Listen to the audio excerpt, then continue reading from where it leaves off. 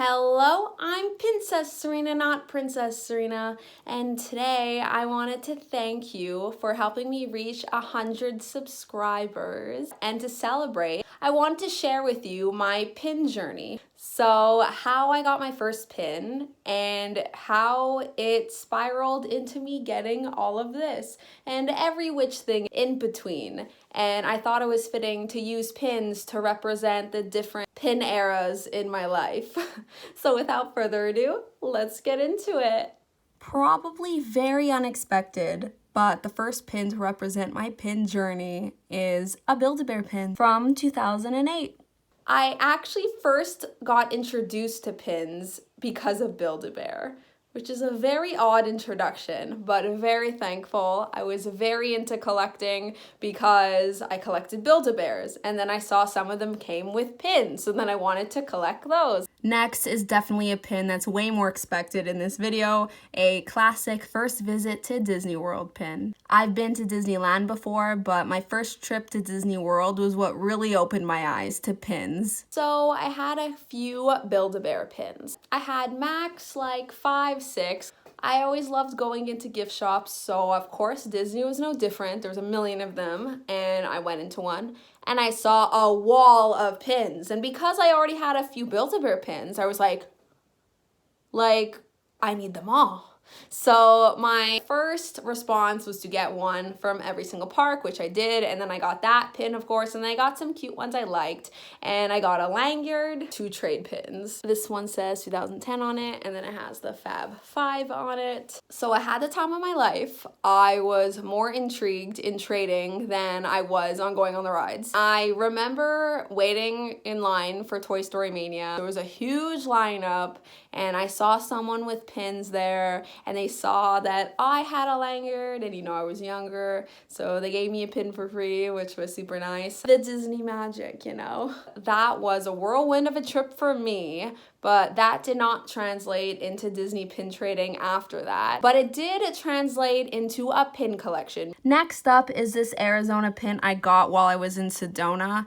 It's not so much about Arizona itself. It more so represents the travel pins that I started to collect. Starting in 2011, I started to look for pins in all the gift shops wherever I traveled to represent the city, the state, the attraction I went to, the museum, anything, the experience, the concert, the play. I continue to do this, but it was the bulk of my collection from 2011 to 2018. And it's just so special because it represents so many memories. This rainbow Disney TV represents me watching YouTube just because it is a screen. So now it is January 2019 and I'm watching a lot of YouTube as per usual. I get someone recommended to me, nothing to do with pins, but they were talking about the new Mary Poppins movie. And then I really liked her videos, so I started watching more. And then once you start watching a couple videos of someone's, they will recommend literally all of them. So eventually I got to her one video about Disney pins. And she showed me her collection, and I was like, wow, that's so cool. I have some Disney pins. I probably had 15 of them, maybe. And then that video gave me a recommendation of somebody else showing me their collection. And then another one, and then another one. And then the more you watch, the whole YouTube algorithm says, you like these videos, we're gonna give you all of them ever. And I was not mad. I was loving them. I started watching people's collections, and then that led to unboxings, which led to trading at the parks, trading event vlogs, and I was having the time of my life. And I'm like, wow, if I'm enjoying watching these unboxings, and it's not even my pins, I'm so excited to see if they complete the set, they get the one they want, and it's not me, can you imagine me? And I already love pins, and I know about Disney pins, so I was sold. I'm like, okay, I'm going to the Disney store. This is a New York exclusive pin. In this story, it is not representing New York, more so it is representing the Disney store. So I went to the Disney store. I got the first set of the Toy Story limited release sets. And I remember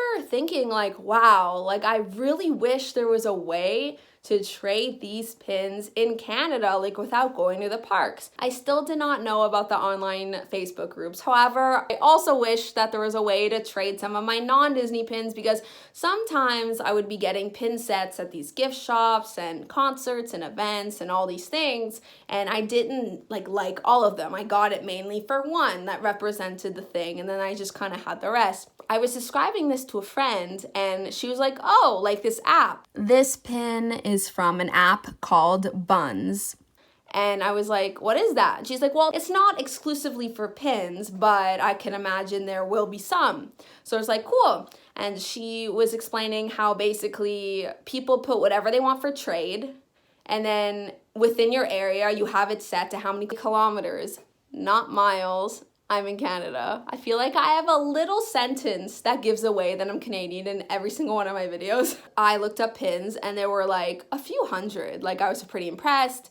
And basically this app was made in Toronto, so the majority of their users was from Toronto and like the surrounding area. And that's how I got introduced to bubble envelopes I got at the post office, because again, I didn't know about Amazon and how much cheaper it would be, and I wouldn't know that until February 2020. I downloaded this app in March 2020. I got a lot of souvenir-esque pins by trading of places that I haven't been able to find pins from, and then just some kind of nice aesthetic pins, you know, for the board, which is that board over there, which I've shown before. It was just really exciting, and a lot of the trades were either mail or I met people down at subway stations. Like I was already on the way to a play or to a concert or to a dinner with a friend. I would just like schedule trade around my schedule, and like a station I was already going to pass. And then sometimes I just went out of my way a little bit. I was already on the subway, and sometimes I did 3 trades in one trip. Like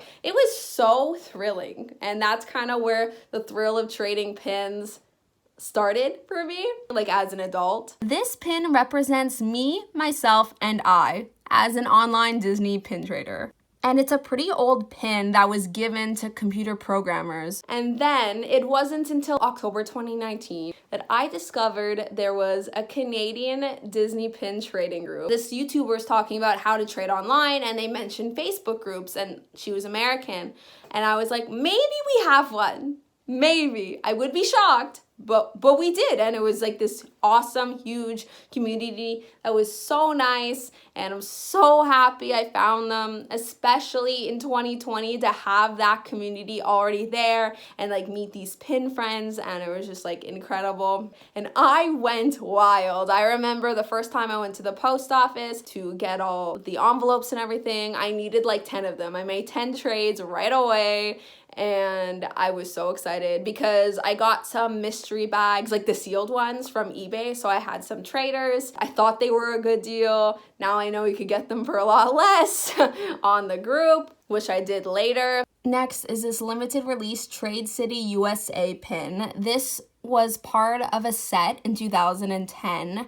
But I thought this was fitting to represent me going back to Disney World for the first time in a decade, but now being a full-fledged pin trader. And it was a beautiful place to trade. So I took advantage. I went everywhere. It was so exciting. And then shortly after I got back in end of February 2020, of course, the pandemic hit not too long after. This non-Disney pin definitely best represents where I am now. I am getting pin mail quite a bit, and it says Happy Mail, and that is me going to the mailbox every single day. It is from a company called Queenie's Cards. I've been getting pin mail ever since, every week. The end. I've been trading and buying so much. Like, I just looked on my Amazon to see how many bubbler mailers I have ordered. And this isn't even all the ones I've sent out, just because like I bought a lot from the post office. But from February 2020 until now, I've ordered 500 bubbler mailers, 400 of which are gone. Plus, I got some bigger ones at Staples as well, like probably at least 20 of those. So yeah, it's safe to say I'm a full-time pin trader right now. Here's an overview of the pins I showed. So that's it for my pin journey. I hope you enjoyed the ride. I would love to know what got you into pin trading. And if you haven't already, please subscribe for more pin-related content from me. And as always, take care of yourselves and have a magical day. Bye.